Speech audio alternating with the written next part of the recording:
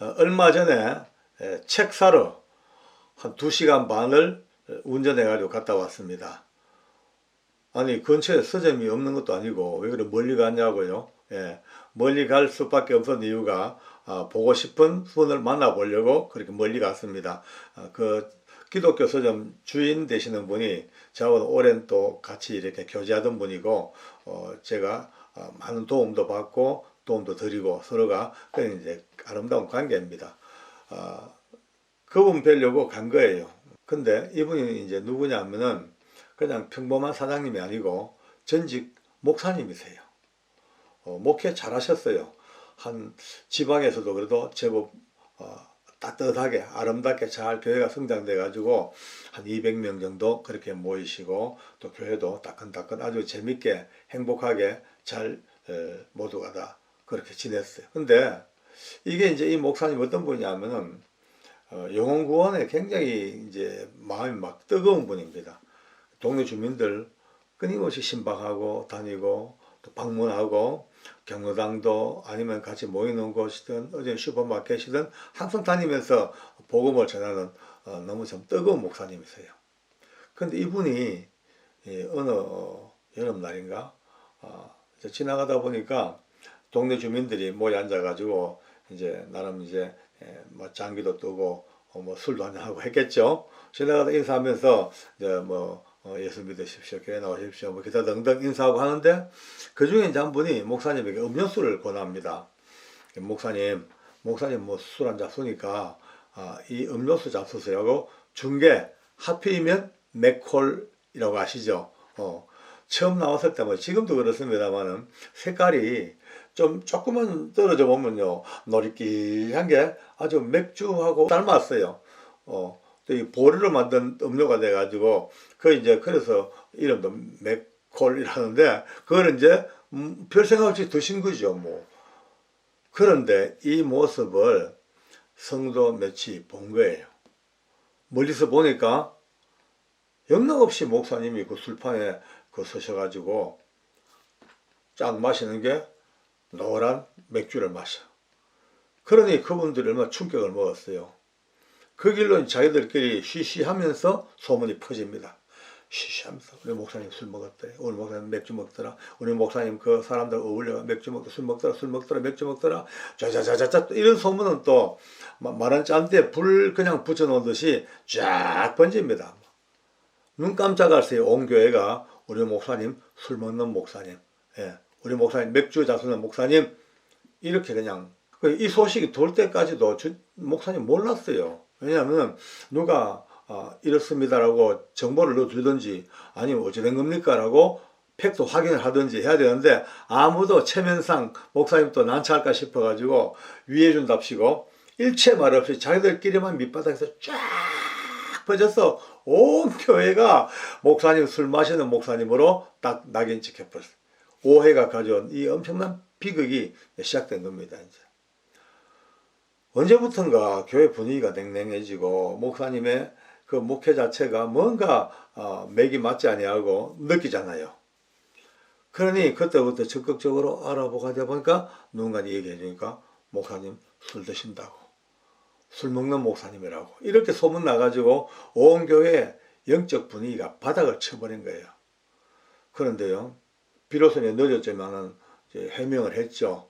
장로님들에게도 해명하고 아니면 공식적으로 해명하고 그게 술이 아니고 맥콜 먹었다라고 했는데, 그러면요 그렇구나 하고 다 해결하고 지우면 좋은데, 사람의 이 의식이라는 것이 한번 좋은 거든 나쁜 거든 딱 박혀버리면요 아무리 아니라도 그 잔재가 늘 남아있는 거라. 그게 늘 그림자처럼 남아있어 가지고 끊임없이 사람을 이제 뭐랄까 흔들리게 만듭니다. 그러니까 그게 한 1년 가까이 지나가면서 목사님은 이제 그것 때문에 또 이분이 너무 착한 분이에요. 그러니까 자격지심이 돼가지고 조금만 성도들 인상이 안 좋으면요 혹시 아직도 그게 오해가 안 풀려서 그런가 이러니까 위축이 되고 목회에 재미가 없어져 버린 거예요. 또 쓸쓸한 배신감도 느끼시더래요. 아니 지금까지 나랑 같이 그 긴 세월 살아오시면서 나를 그렇게 모르냐, 내가 그렇게 맥주나 그런 거 먹고 앉아가지고 목회할 사람인가? 그렇게밖에 날 몰랐냐? 그리고 아니라고 해명해도 왜 거기에서 완벽하게 클리어하게 깨끗하게 그렇게 못하고 아직도 그런 찌기가 남아있냐? 너심의 눈초리 그리 남아있냐? 이것 때문에 이제 막 마음이 막 복잡해지는 거예요. 결국은 이렇게 하느니 내 괴롭고 성도들에게 평안을 못 줄 바에야 그만둬야 되겠다라고 마음먹고 결국 목회를 접어버렸어요. 이제 그런 연유를 제가 잘 알기 때문에 가끔씩은 책 살 거 있으면요, 급한 책 아니면은 모아놨다가 이제 한꺼번에 가서 책 사오면서 같이 또 대화도 나누고 또 위로도 해드리고 또 저도 또 그분에게 듣는 또 이야기가 아주 은혜로운 이야기가 참 많습니다. 마음도 좀 갈급하고 저도 힘들 때 가서 또 같이 대화 나누고 그렇게 이제 오갑니다만은 이제 이번에 얘기하다가 또 제가 제 얘기를 어땠어요. 저도 그 비슷한 경우를 겪었습니다. 라고 이제 동병상련의 마음으로 한번 이야기를 했어요. 제가 서울구치소의 경비교도 대대장 할 때에 어느 날 과장급 이상 간부들이 모여서 큰 회식을 했습니다. 그런데 회식을 하는데 그날따라 왠지 기분이 다 좋았던지 술을 너무 과음을 많이 해요. 거의 대부분이 막 그냥 한계치를 넘어갈 정도로 거의 뭐 만취가 될 상태로 그러면 이제 항상 제가 뒤치다끌이를 해야 됩니다. 왜냐면 저는 예수님을 이제 믿고 나니까 술이라는 것은 한 방울도 뭐 입에 대거나 뭐 보지도 못합니다. 참 하나님께서 그래 만들어 버렸어요. 술을 나는 끊겠다, 먹지 않겠다가 아니고 근본으로 못 먹는 사람으로 성령께서 저를 바꿔놔 버렸어요. 그러니까 그런 자리 가면요, 참 싱숭생숭해요. 가관입니다. 보면요, 그래 점잖은 분들이 술 좀 들어가면요, 똑같은 이야기를 또 하고 할 때마다 진지하게 하고 몇 번을 해도 처음 하는 것처럼 그렇게 또 아주 진심으로 하고 보면 가만 꼬부러진 혀로 보면 너무 뭐 우습기도 하고 옛날 내가 저랬구나, 내가 저래 살았겠구나 생각하고 그런 마음입니다. 근데 그날 다 이제 헤어지는데 과장 한 분이 술이 너무 취해가지고 떡이 돼가지고 어떻게 뭐 방법이 없어요. 그러니까 마침 가는 길이 제가 알기로 제 가는 길에 어떤 동선이 같은 비슷한 아파트에 산다는 얘기를 들었거든요. 그러니까 이제 모셔드리기로 제가 하고 태웠어요. 와요, 차 뒤에서 막 온갖 횡설수설 다 하죠. 한참 오다가 갑자기 하더니 토한다고요. 차를 세우래. 세웠죠. 급하니까 제 차에 배 타버리면 못 잡니까. 세웠더니만은 길가에 세워 내려가지고 뭐 하고 다 했어요. 하고 난 뒤에 조금 정신이 드는 것 같아. 그래서 김 과장님 이제 집이 어느 아파트입니까? 어느 아파트? 그건 제가 알거든요. 아파트를 알아. 몇 동 몇 호를 몰라요. 몇 동 몇 호입니까? 그러니까 그때부터 막 몰라 안 가르쳐줘 하고 막 계속 막 술주정을 해요. 그러면 전화기로 집에 한번 전화해 보자고 차니 전화기가 또 어디 흘렸는지 없네요. 그래서 저는 난감하잖아. 이걸 어떡하나 싶은데 그러니까 하는 김 과장 말이 내 주민등록에 보면 그 주소가 있을 거라고 그래요. 그래서 그렇겠다 싶어서 주민등록을 이제 달라니까 안 주는 거라 또요. 왜 합니까? 빨리 이제 가긴 가야 되겠고 밤은 늦어가고 그래가지고 마침 이제 양복 주머니 지갑이 보여. 그래서 이제 지갑을 뺐죠. 빼가지고 주민등록을 이제 뽑아가지고 불빛에 비춰보려고 하는데 갑자기 뭐 고함 소리가 나요. 보니까 세 사람이요. 딱 첫눈에 볼 때도 제가 볼 때도 약간 불량한 사람들이에요. 그들도 술이 떡이 됐어. 엄청 술을 많이 먹었어요. 그러니까 하는 소리가 당신 뭐 하냐고 저보고. 내가 이만저만 우리 직원인데 내가 이제 주민등록으로 주소 좀 하려고 이래 한다니까 보더니만 술 취한 사람 아리랑치기 아니냐고 저보고. 술 취한 사람 돈 뺏고 지갑 빼는 아리랑치기 범인이 아니고 이제 그렇게 저를 범죄자로 봅니다. 근데 아니라고 우리 직원이라고. 그러니까 이제 그 친구들이 김 과장에 물은 거예요. 아저씨 이분 압니까? 물으면 저보고 이분 아냐니까 저를 쓱 보더니만은 이 김 과장 하는 말이 난 몰라. 이 사람은 몰라. 난 모르는 사람이야. 몰라. 이래버려. 그러니 영락없이 제가 범죄꾼으로 몰려버린 거예요. 그 친구들이 저를 멱살을 딱 잡고 딱 팔 잡고 끌고 가는 거예요. 그럼 끌고 가면 파출소로 끌고 와야죠. 그런데 이들은 저를 끌고 바로 그 도로 옆에 있는 그 공터, 숲이 좀 우거지는 공터로 그리 끌고 가요. 공터로. 끌려갔죠. 힘이 세 사람한테 당해낼 수 있어요. 가니까 온갖 욕을 다 하면서 저보고 도둑놈이라고요. 그 흙 파고 끌어 묻어버린다고 막 공갈을 치고 하는데 보니까 이들도 제게서 뭘 뺏으려고 하는 그런 눈치가 보였어요. 그럼 제가 가지고 있던 이제 신호기로 이제 본대로 이제 저는 대자니까 항상 신호 체제가 되어 있습니다. 이제 비상 신호를 보냈죠. 그래서 옥신각신 한 10분 정도 하는데 이제 우리 대원들이 달려왔어요. 달려와가지고 결국은 한꺼번에 다 파출소로 가게 됐습니다. 그 작은 파출소가 난리가 났습니다. 이 세 사람의 술 취한 사람, 또 한 사람의 또 우리 김 과장 악을 쓰고 과음을 저러고 막 그냥 와닥닥 거리니까 경찰관들이 정신이 없는 거예요. 제가 설명을 했죠. 쭉쭉쭉 설명하니까 이제 일단 뭐 받아 적긴 적습니다. 적고 난 뒤에도 그래도 이거를 긴가민 가면서 이제 답이 안 나오는 그때 제 생각에 아 맞다 얼마 전에 어떤 모임에서 어떤 서장님 안수집사님 되는 서장님하고 명함도 나누고 인사를 나누는데 그 서장이 바로 이 관할 경찰서의 서장이에요. 그러니까 제가 빨리 이제 해결을 해야 되겠고 그래서 전화를 드렸죠.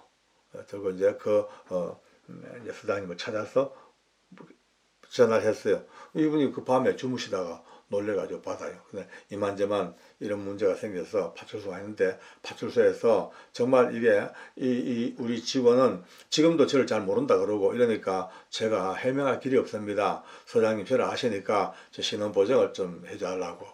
그러니까 그 소장님이 그러시냐고. 그래서 소장을 바꿔드리면은 이제 내가 드리니까 그래요. 그분 이렇게 공직자시고 서울구치소인데 절대 그런 분 아니까 그냥 이제 이렇게 해가지고 결국 해결이 됐어.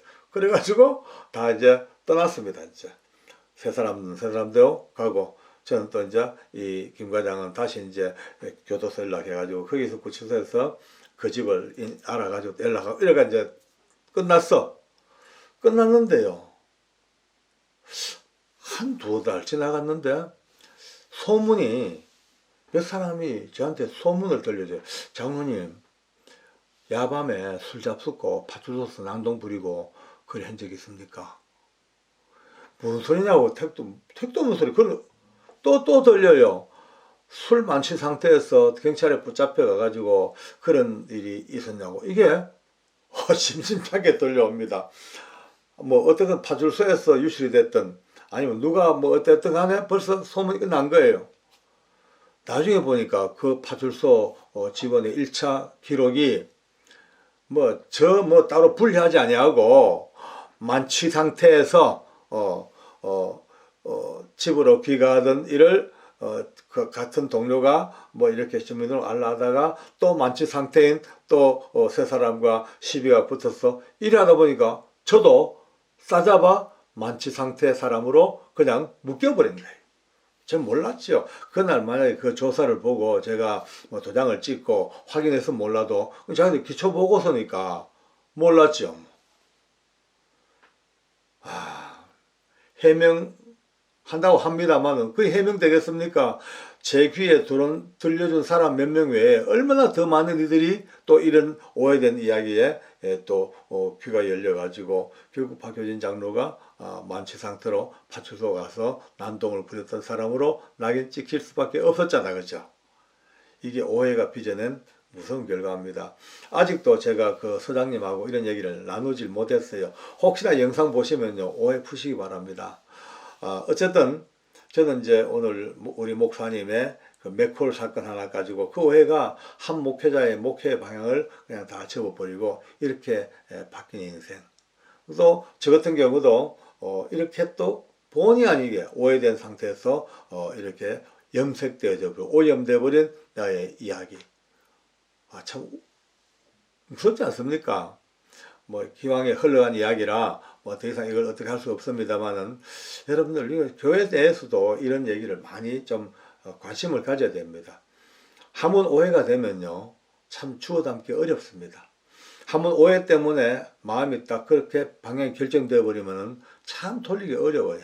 그래서 딴 거 없습니다. 앞으로 우리가 살아가면서 오해받을 만한 일을 하지 않고 조심하고 근신하는 것이 제일 그게 아름다운 일인데 힘들지만은 그걸 해야 됩니다.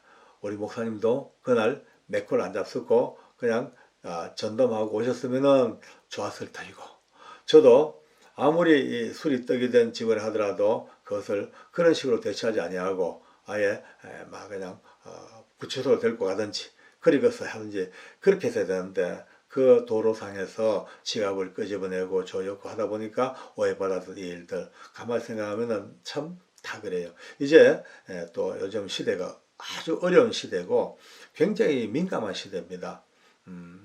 일상 살면서 특히 우리가 신앙생활 하면서든 상대방에게 오해받지 아니하도록 정말 자기를 잘 지켜 근신하고, 그리고 한마디 말하기 전에 더 생각해보고 이런 어떤 은혜의 시간으로 성숙돼 가야만이 되지, 그리 않고서는요 언제 어디서 또 오해된 사건 때문에 우리의 삶이 헝클어질지 모르기 때문에 오늘 그 얘기를 같이 한번 나누어 봅니다. 오해하지 아니하고 오해받지 아니하고 믿음으로 근신하고 잘 사시기 바랍니다. 기도하겠습니다. 하나님 아버지, 참 감사합니다. 그렇습니다. 사람의 생각이 다르고 보는 눈이 다르고 모든 것들이 다르기 때문에 얼마든지 생길 수 있는 오해가 결국은 본질을 무너뜨리고 참으로 사람의 마음을 흔들어버리고 관계를 깨어버리는 이 엄청난 일들 앞에 오늘 다시 한번 망연자실한 마음으로 세상 살아온 날들을 돌아봅니다. 남아있는 우리의 삶을 사는 그날까지 날마다 근신하고 날마다 더 깊이 생각하고 한마디 말 한마디 행동할 때마다 더욱더 깊고 깊은 생각의 속에서 가장 아름다운 믿음의 답을 이뤄낼 수 있는 사람들 될 수 있도록 우리 모두를 축복하시며, 특별히 악한 영들의 모든 이 공격으로부터 오해된 마음으로부터 빚어지는 이 엄청난 결과들을 주님께서 선하게 역사하셔서 놀라운 주의 사랑으로 견고하게 이기게 하여 주시옵소서. 감사합니다. 예수님의 이름으로 기도드리옵나이다. 아멘.